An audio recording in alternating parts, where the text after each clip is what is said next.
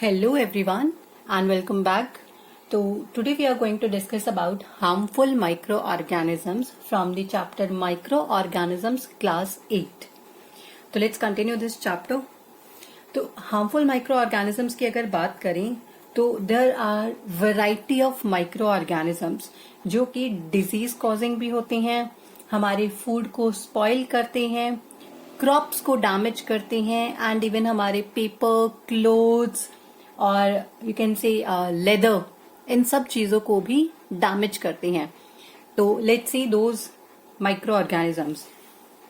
तो वो micro organisms जो कि डिजीज कॉजिंग होते हैं, वो माइक्रो ऑर्गेनिजम्स जो कि डिजीज कॉजिंग होते हैं are known as pathogens. So disease causing microorganisms are called as pathogens. ये पैथोजेंस क्या करते हैं? नॉट ओनली ह्यूमंस में डिजीज कॉज करते हैं, इवन हमारे जो डोमेस्टिक एनिमल्स हैं, प्लांट्स हैं, उन सब में ही ये डिजीज कॉज करते हैं. नाउ लेट्स सी कुछ ह्यूमन के diseases which are caused by bacteria, viruses, fungi and protozoans. तो ये हम अभी सिर्फ डिस्कस कर रहे हैं ह्यूमन डिजीज को. ह्यूमन डिजीज में अगर हम बात करें तो बैक्टीरियल डिजीजेस सबसे पहले देखते हैं. तो these are the diseases which are caused only by bacteria. The first disease is pneumonia.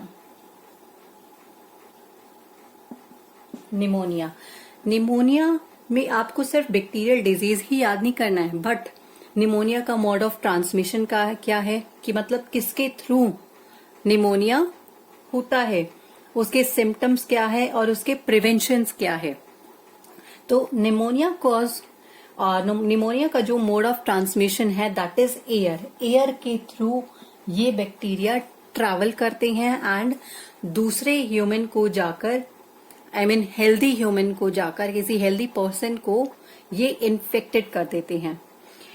इसमें अगर कुछ सिम्टम्स की अगर बात करें तो सिम्टम्स हो जाता है high fever, inflammation of lungs and अगर प्रिवेंशन की बात करें तो यूज ऑफ एंटीबायोटिक्स. सिर्फ एंटीबायोटिक से ही ये ठीक हो जाता है.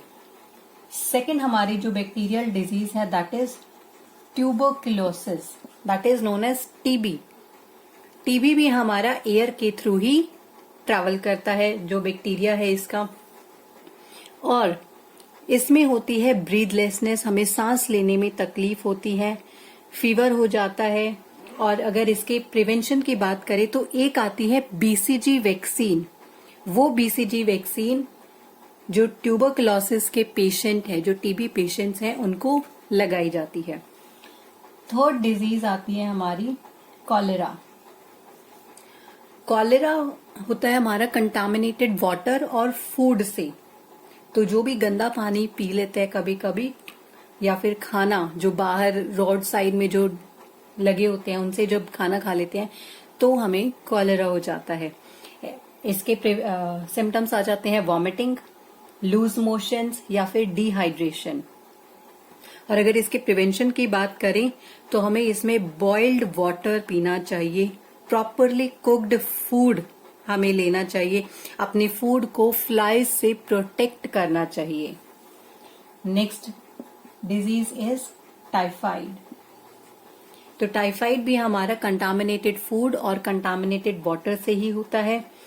इसमें टाइफाइड के जो सिम्टम है वो आता है इन्फेक्शन ऑफ इंटेस्टाइन या फिर कंटिन्यूअस फीवर. इसमें फीवर रहता है और इंटेस्टाइन में हमारे इन्फेक्शन हो जाता है. अगर इसके भी प्रिवेंशन की बात करें तो प्रिवेंशन इसका सेम है कॉलेरा के जैसा ही, कि हमें अपने फूड को प्रोटेक्ट करना होगा, अच्छे से हमें सैनिटरी हैबिट्स को, गुड सैनिटरी हैबिट्स को यूज करना होगा, बॉइल्ड वाटर को यूज करना होगा. तो these four are bacterial diseases. Now let's see viral diseases. Virus के कारण कौन कौन से डिजीजेस कॉज होती हैं? Viral diseases. So the first is common cold. जो आपको कोल्ड होता है ना, जुकाम, दैट इज थ्रू वायरस. किसके थ्रू मोड ऑफ ट्रांसमिशन है ये? By sneeze. by sneezing and coughing, that means air के through. Symptoms running nose, red watery eyes और even fever भी हो जाता है. तो कॉमन कोल्ड के प्रिवेंशन के लिए हमें अवॉइड करना चाहिए. जो भी कोल्ड सफरिंग पेशेंट है उससे हमें दूर रहना है. हमें अपने माउथ और नोज को हमेशा कवर रखना है अगर हमें भी कोल्ड है तो, ताकि वो ड्रॉपलेट्स एयर के थ्रू ट्रैवल करके किसी और हेल्दी पर्सन को इन्फेक्ट ना कर सके. Second is influenza. Influenza is flu. तो ये भी होता है एयर के कारण या फिर डायरेक्ट कांटेक्ट से. इसमें फीवर होता है और मसल पेन होता है. इसके लिए भी हमें अपने माउथ एंड नोज को कवर अप रखना चाहिए और अवॉइड करना चाहिए कांटेक्ट जो पर्सन सफर है इन्फ्लुएंजा से. Third is measles. मीजल्स भी हमारा एयर और डायरेक्ट कांटेक्ट के थ्रू ट्रांसमिट हो जाता है. इसमें हमें क्या होता है, फीवर, रैशेज, रनिंग नोज और red watery eyes.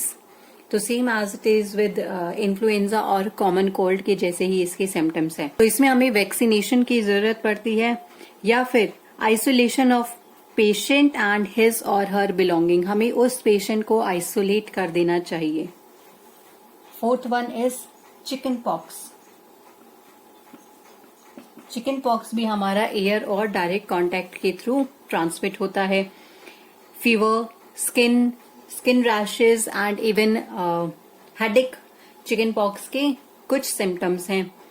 Personal cleanliness या फिर isolation of patient will helpful in the prevention. Next हम बात करते हैं जॉन्डिस.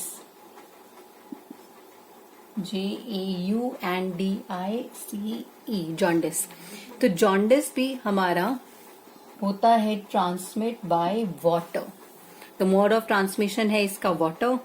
इसमें क्या हो जाता है, येलो कलर हो जाता है आईज का. Yellow colour of eyes, nails and body. Even urine का जो कलर है वो भी हमारा येलो हो जाता है. प्रिवेंशन में हमें यूज करना चाहिए boiled water, taking fat free food and rest. बिल्कुल रेस्ट करना चाहिए. जॉन्डिस की वैक्सीनेशंस भी होती हैं, तो इन्फेक्शंस को अवॉइड करने के लिए वैक्सीनेशन का यूज कर सकती हैं. And the last one is polio. Polio के सिम्टम्स हैं हमारे फीवर, सोर throats, paralysis of leg muscles. Mainly ये हमारे छोटे बच्चों में हो जाता है. तो पोलियो की वैक्सीन दी जाती हैं ओरली, कुछ प्रॉपर इंटरवल्स पर इन्फेंट्स को और 5 ईयर तक के चिल्ड्रंस तक को. तो वो जरूर दिलवाएं अगर आपके घर में भी कोई बच्चा है तो. नेक्स्ट हम देखते हैं फंगल डिजीजेस. फंगस के कारण कौन कौन सी डिजीजेस होती हैं. तो सबसे फर्स्ट है फूड पॉइजनिंग. फूड पॉइजनिंग है दैट मीन्स कंटामिनेटेड फूड की वजह से होती है. सिम्टम्स की बात करें तो सिम्टम्स में आ जाता है वॉमिटिंग, डायरिया, हेडेक और फीवर. प्रिवेंशन के लिए हमें अपना पर्सनल हाइजीन अच्छे से मेंटेन करना होता है. हमें फ्रेश और प्रॉपरली कुक्ड फूड को ही खाना चाहिए. पैन फूड आते हैं ना, उन सबको अवॉइड करना चाहिए. सेकेंड फंगल डिजीज आ जाती है हमारे पास रिंग वॉर्म. रिंग वॉर्म होती है हमारी डिजीज स्किन की. स्किन पर कुछ इस तरह से रैशेस से होने स्टार्ट हो जाते हैं रिंग लाइक स्ट्रक्चर में, that is known as ringworm. तो ये होता है एयर के through. Circular rings on the skin और इसमें बहुत ज्यादा ही इचिंग होती है. तो इसको मेंटेन करने के लिए, इसका प्रिवेंशन करने के लिए हमें अपना पर्सनल हाइजीन बहुत अच्छा रखना होगा. Third type of disease is athletes foot. Athletes foot. Athlete foot भी हमारे एयर के थ्रू होता है. अगर इसके सिम्टम्स की बात करें तो सिम्टम्स क्या होता है कि फंगस ग्रो करना शुरू हो जाता है बिटवीन द टोज. जो हमारे टोज हैं उनके बीच में फंगस ग्रो करना शुरू हो जाता है और बहुत ज्यादा ही इचिंग होती है.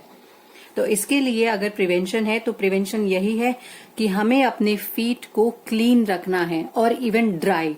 हम लोग क्या करते हैं कि जस्ट अपने पैरों को वॉश किया और बस ऐसे ही रह गई, बट हमें अपने पैरों को प्रॉपरली ड्राई भी करना है, अदरवाइज एथलीट्स फुट होने के ज्यादा चांसेस रहते हैं। And the last disease are caused by protozoa.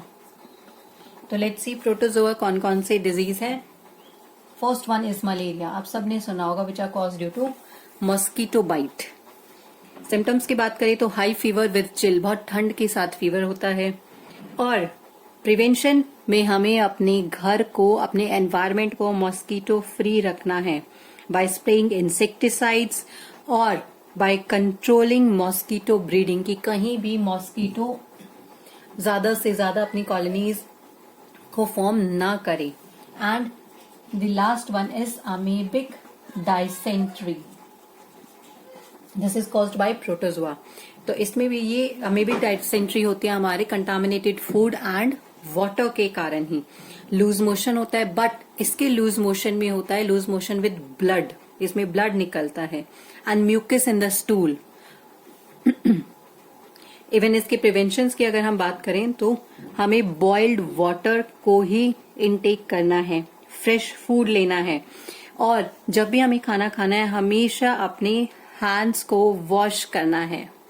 So that's it for this video, harmful microorganisms. I hope you will like this and keep sharing this channel with your friends and classmates.